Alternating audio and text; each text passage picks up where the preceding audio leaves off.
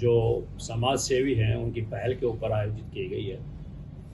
हम लोग रामगढ़ भगवानपुर अस्पताल बनाओ संघर्ष कमेटी की तरफ से इस प्रेस कॉन्फ्रेंस को एड्रेस करने के लिए आए हैं, क्योंकि जो अस्पताल बनाने का जो मुद्दा वहाँ चल रहा है पिछले 66 दिन से, स्वास्थ्य और इलाज किसी एक व्यक्ति विशेष के लिए नहीं होता, पूरे समाज के लिए है। तो ये गुड़गांव की जनता से, गुड़गांव के प्रबुद्ध नागरिकों से, गुड़गांव के तमाम सामाजिक संस्थानों से, संगठनों से हम ये इसमें अपील करने के लिए आए हैं कि आज इस जायज़ संघर्ष में हमारी मदद करें।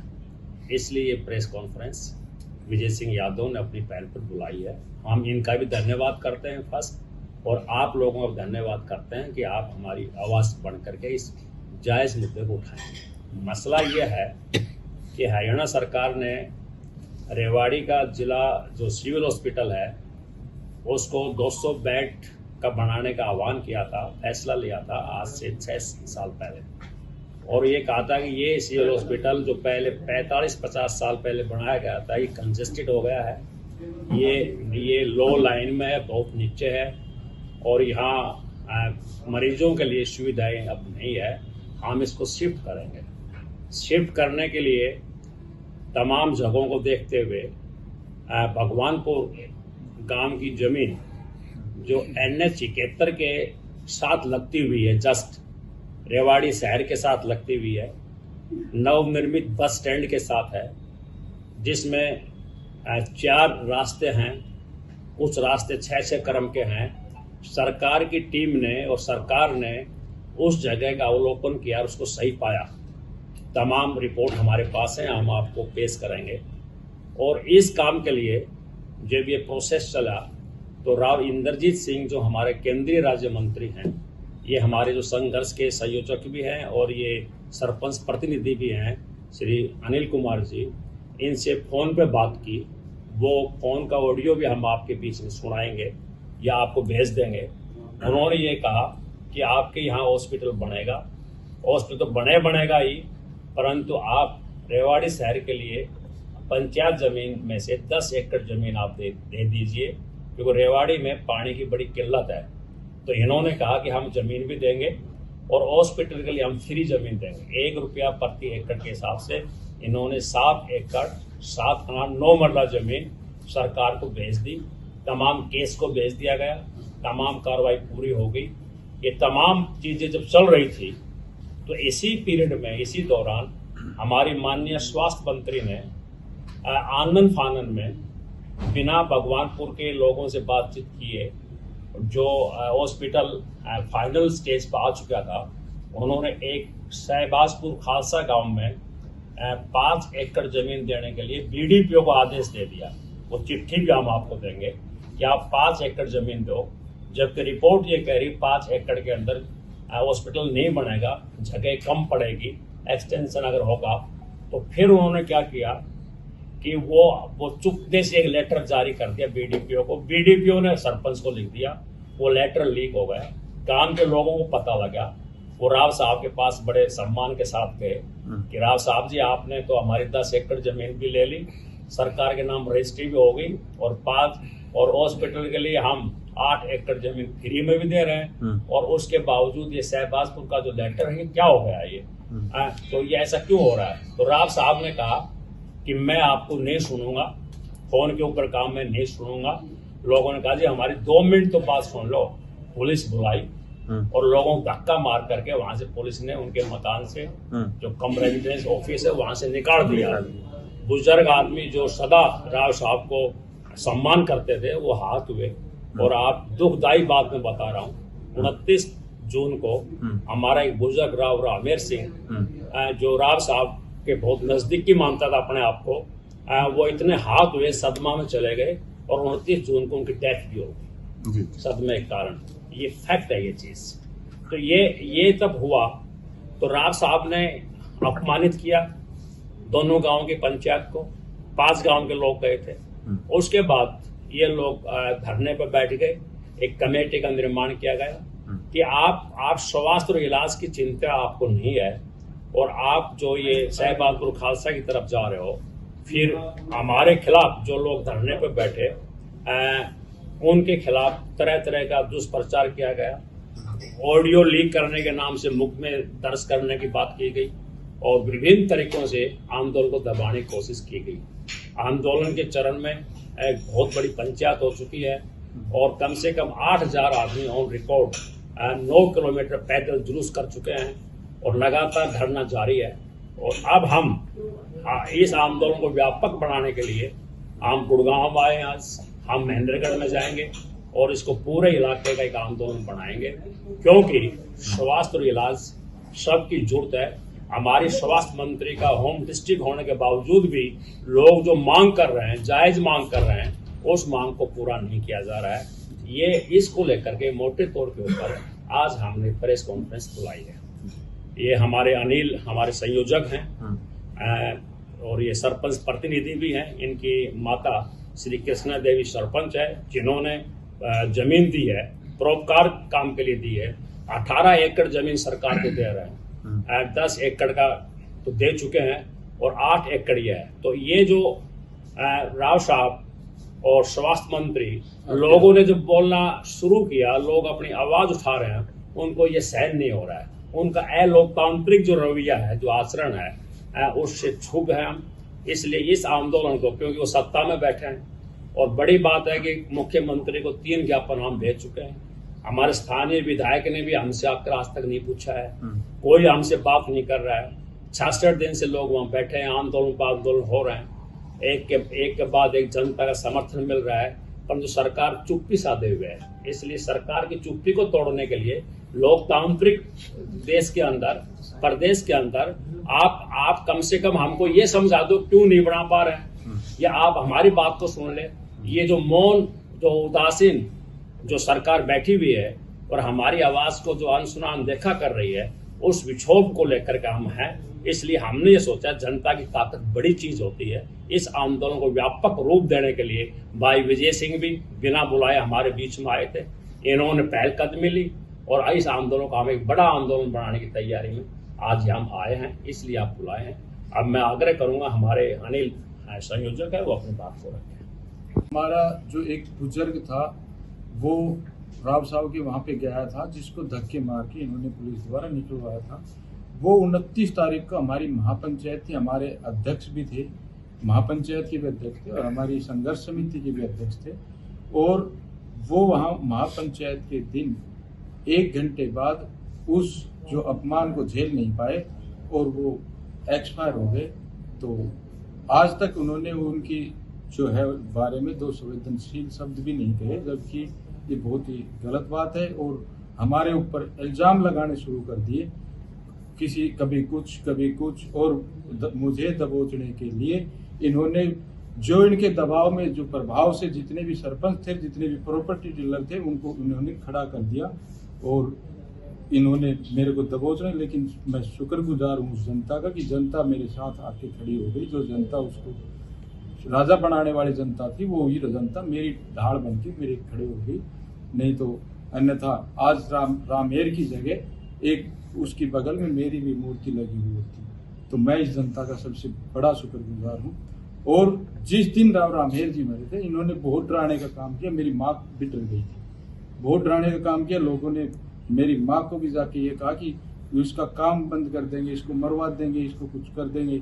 तो मेरी माँ भी उदास हो गई थी। फिर मैंने अपनी माँ को सिर्फ एक बात कही थी कि माँ, मैं इस जनता के सम्मान की लड़ाई लड़ रहा हूँ, पूरे इलाके की लड़ाई लड़ रहा हूँ। आपका अगर मुझे कुछ हो जाता है तो आप मुझको तो मुझ पे गर्व होना चाहिए। मेरी तो उम्र आज 45 साल है। भगत सिंह, शहीद भगत सिंह की उम्र 20 और 22 साल के आसपास थी। उसने कुछ भी नहीं देखा था और उसकी माँ ने भी सब्र किया था। तो आप लोग, आपको गर्व होना चाहिए। ऐसी बातें मत करो। मैं सबके सम्मान की लड़ाई लड़ रहा हूँ। जिस जनता की ये वोट लेके उसकी ताकत को उसी पे यूज करते हैं, उसके आम बुजुर्गों के और महिलाओं के सबकी सम्मान की लड़ाई है। अस्पताल के साथ साथ ये उनकी लड़ाई है। तो मेरी माँ उस दिन के बाद से, मेरी माँ कंधे से कंधा मिलाकर मेरे साथ खड़ी है। मैं ऐसी माँ पे गर्व करता हूँ।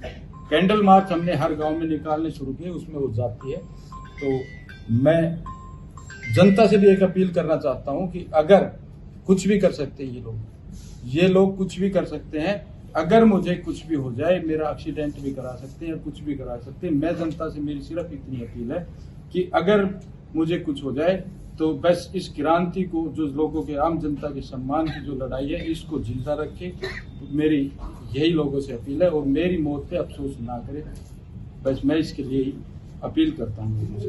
ये बात रखी कि क्या मुद्दा था 200 बिस्तर के अस्पताल का, और किस तरह से राव इंद्रजीत ने वादा करके वादा खिलाफी की।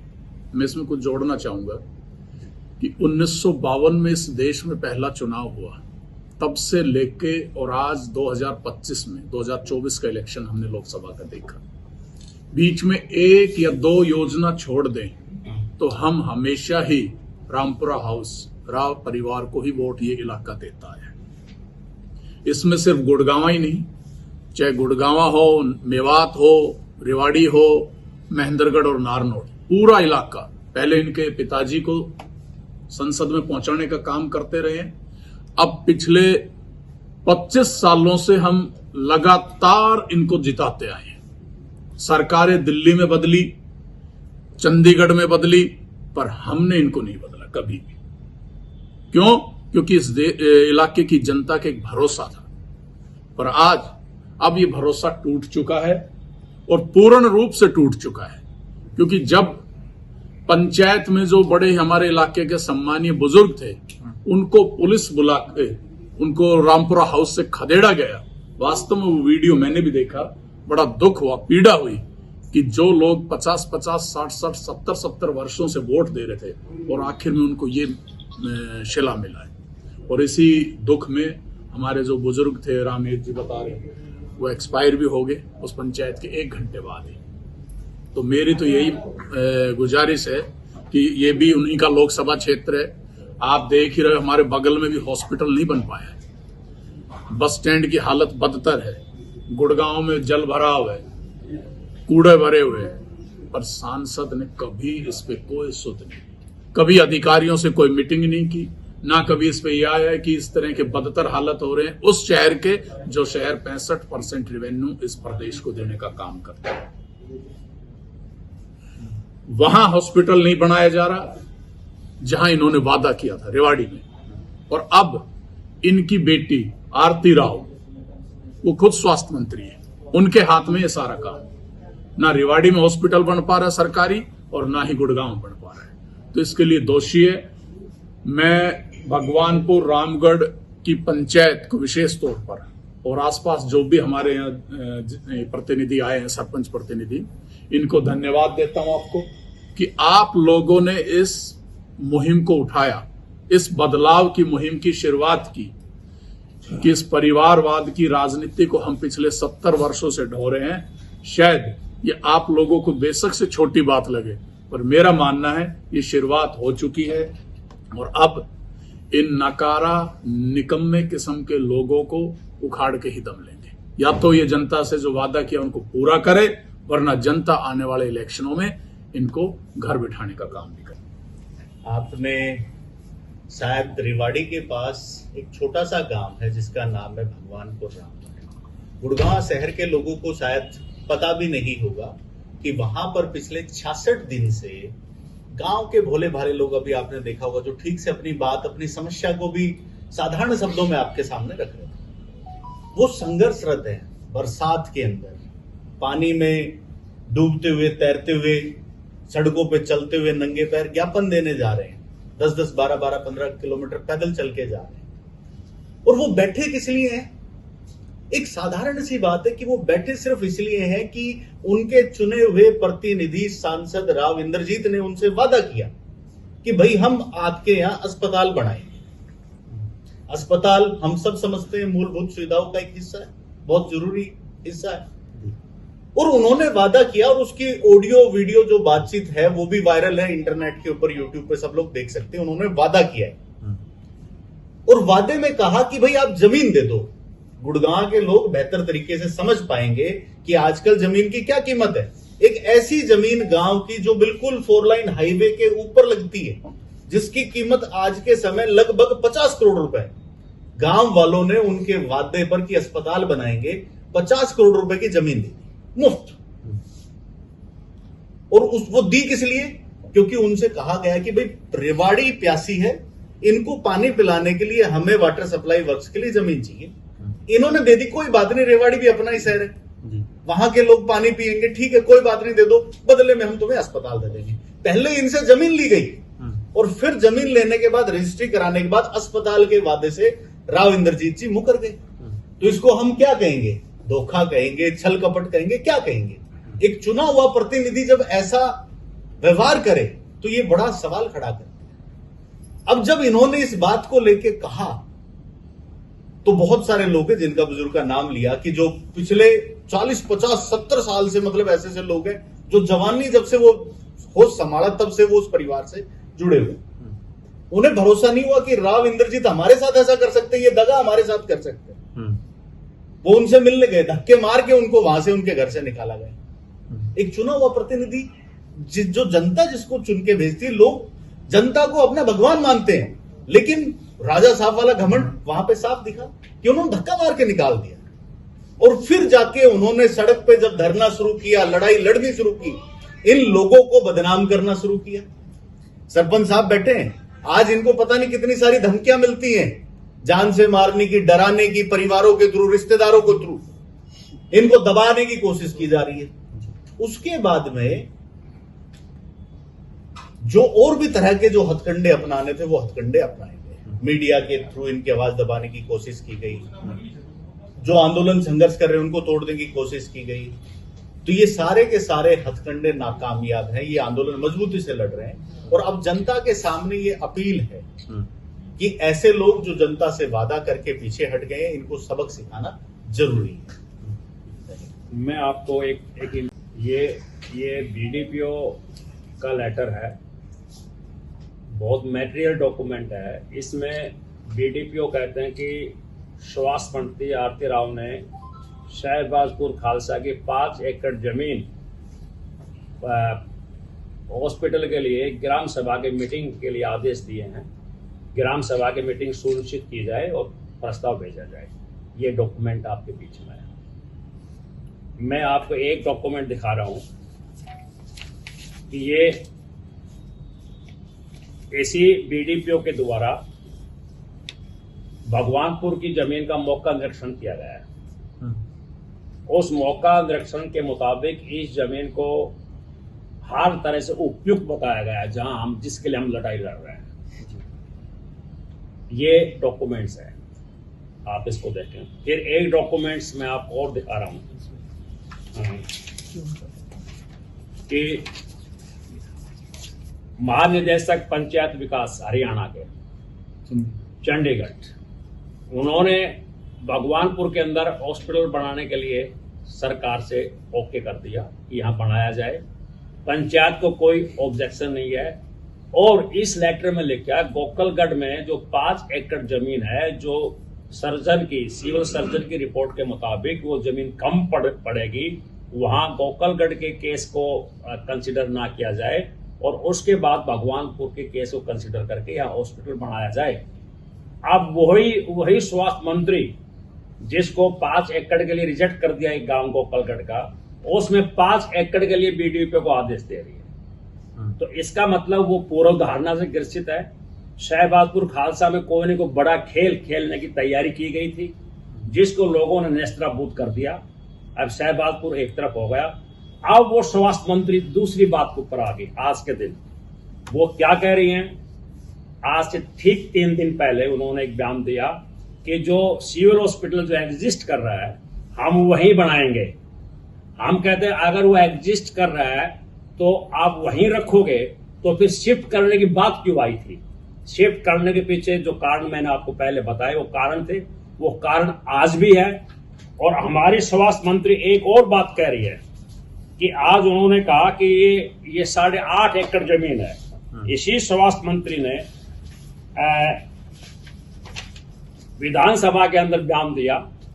एक विधायक ने सवाल पूछा कि सिविल हॉस्पिटल कब शिफ्ट होगा, तो उन्होंने कहा कि गोकलगढ़ और भगवानपुर 2 गांव हमारे पास हैं भगवानपुर की रिपोर्ट मैंने कहा कि कैंसिल होगी, 5 एकड़ जमीन थी, केवल भगवानपुर बचा हुआ था। और उन्होंने अपने इस बयान में कहा कि वर्तमान में सिविल हॉस्पिटल 22 कनाल में है, ट्रॉमा 14 कनाल में है, जो करीबन 4.5 एकड़ जमीन बनती है। तो 4.5 एकड़ जमीन में 200 बेड का हॉस्पिटल नहीं रह सकता, बन नहीं सकता। तो आज वो कह रही है 8.5 एकड़ है।